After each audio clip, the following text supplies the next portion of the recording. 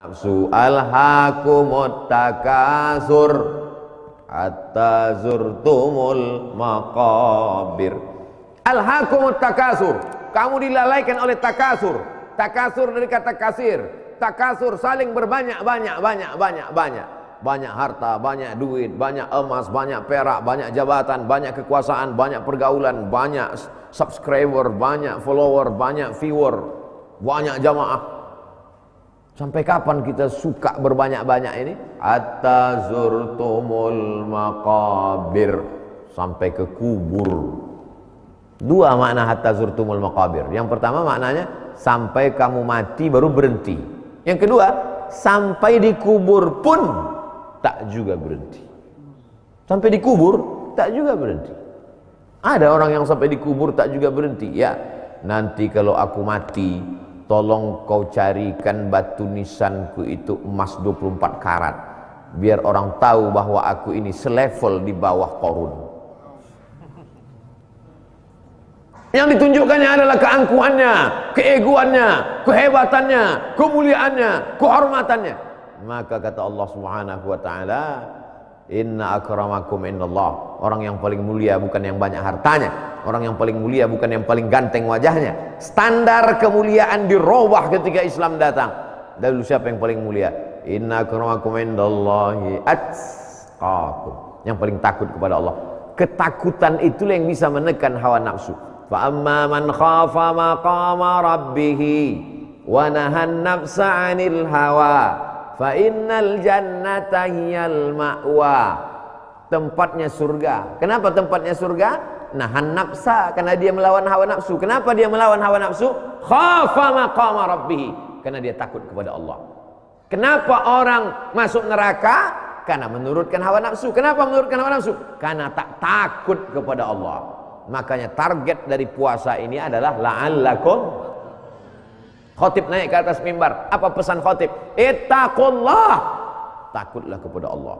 Doa yang diajarkan Nabi, Allahumma qsim lana min khasyatik, berikan rasa takut dalam hatiku. Ada khauf, ada khasyah, ada takwa. Tiga-tiga diartikan takut. Ya ayyuhalladzina amanu taqullah, takut. La khaufun alaihim wa lahum yahzanun, takut. Innama yakhshallaha min ibadihil ulama, takut. Betapa miskinnya bahasa kita tak bisa mengartikan tiga kata yang berbeda. Takut, takut, takut. Khauf sekedar takut aja. Khasyah takut karena efeknya.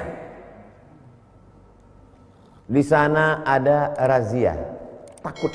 Takut pada razia itu namanya khauf.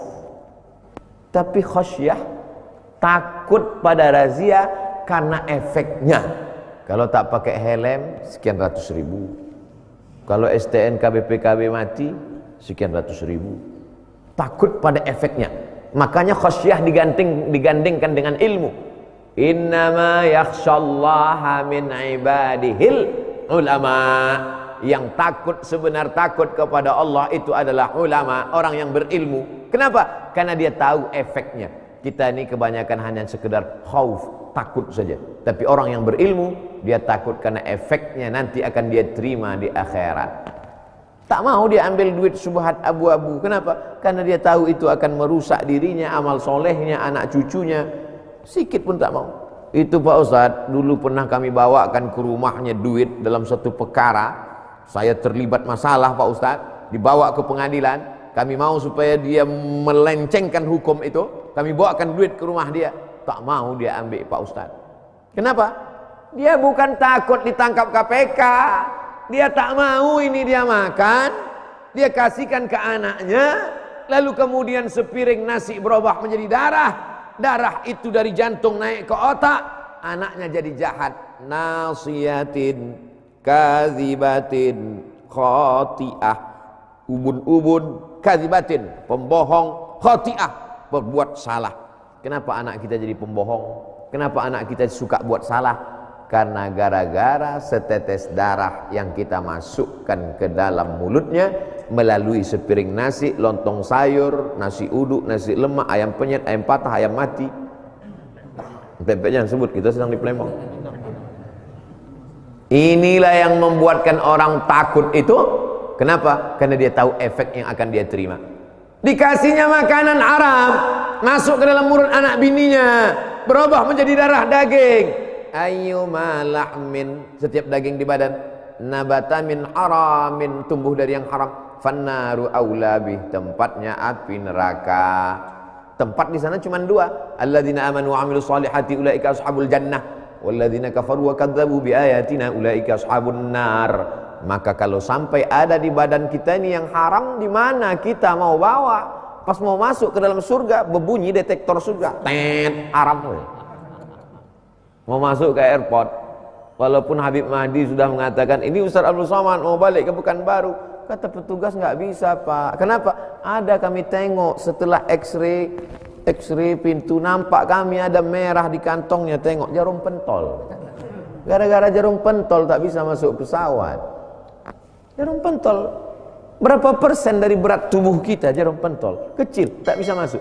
Bagaimana kalau nanti di pintu surga berbunyi dia, tet, kau tak bisa masuk. Kenapa? Karena yang halal cuma 10 kilo aja, yang lain ini haram semua. Singgahlah kau sebentar di tempat pencucian laundry, diobok-obok di sana. Padahal pagi petang siang malam doa, Allahumma ajirna minan nar, Allahumma ajirna minan nar, Allahumma ajirna minan nar, Allahumma ajirna minan nar, Allahumma ajirna minan nar, Allahumma ajirna minan nar, Allahumma ajirna minan nar. Adrakna salaf, kata Imam Al-Hasan Al-Basri, kami berjumpa dengan kalangan salaf. Kalangan salaf adalah sahabat, tabi'in, tabi'in 300 abad, 300 tahun pertama. Abad pertama, abad kedua, abad ketiga, salaf. Kami berjumpa dengan salaf. Kalangan salaf tidak menganggap sholat, puasa, baca Quran itu sebagai ibadah. Bagi mereka itu hanya sebagai perbuatan sehari-hari saja. Ibadah itu apa? Ibadah menjauhkan diri dari yang haram. Hari ini orang menganggap sholat adalah ibadah, puasa adalah ibadah, zikir adalah ibadah, dan yang haram-haram ditelannya juga. Karena kalau cerita tentang masalah ibadah, berapa banyak yang ahli taat, berapa banyak yang ahli sholat sunat, berapa banyak yang ahli sedekah masuk neraka. Gara-gara apa? Karena mengambil harta orang dengan cara batil haram. Ya'ti yaumal qiyamati bi sholatin, datang menghadap Allah, sholatnya banyak, wa siyamin, puasanya banyak, wa zakatin, zakatnya banyak, wa hajjin, hajinya banyak. Ini orang ahli ibadah. Tapi ternyata yang dia zalim, yang dia aniaya, datang juga menuntut, meminta kepada dia, ukhidat hasanatu, diambil puasa sunatnya, diambil sedekahnya, diambil hajinya, diambil umrahnya, semua hilang gara-gara makan haram. Di bulan Ramadan, jangankan yang haram, yang halal pun kita tak makan. Buktinya mana? Tak ada air putih. Air putih halal. Tidak ada satupun mazhab yang mengharamkan air putih. Tapi di Palembang air putih pagi subuh ini haram. Haram. Kalau selama di bulan baik 30 hari yang halal saja bisa kau tahan, apalagi 11 bulan ke depan, insya Allah yang haram dan yang subuhat pun bisa ditahan. Minuman halal, makanan halal, istrinya halal, halal semua. Ada label halal dari MUI, tapi tak mau dia. Kenapa? Karena dia dididik untuk menjaga diri dari yang halal. Begitu Allah Subhanahu wa taala mendidik kita, jangan ikut syuhud muta, hawa muttaba. Yang terakhir, yang ketiga, i'jabul mar'i binafsihi. Ini yang membinasakan yang ketiga. I'jab dari kata ajib.